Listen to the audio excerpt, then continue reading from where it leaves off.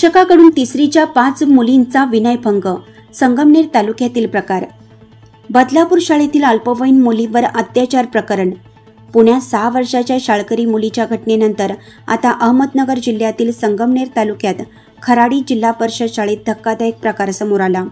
या शाळेत तिसरीच्या वर्गात शिकणाऱ्या मुलीशी बाळशीराम यशवंतराव बांबळे या शिक्षकाने असभ्य वर्तन केलं.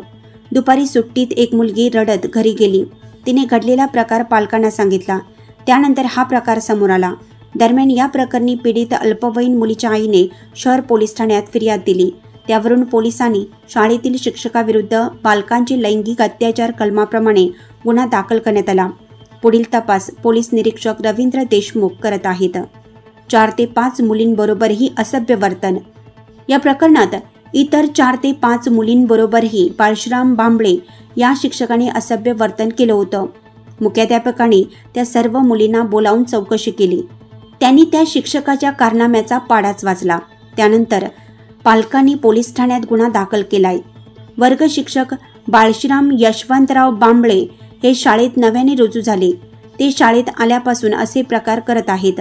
याबाबत मुलींच्या पालकांनी दिलेल्या तक्रारी उल्लेख करण्यात आला आहे. लोकमान्य न्यूजसाठी संचालक लक्ष्मीकांत शिंदे, नाशिक.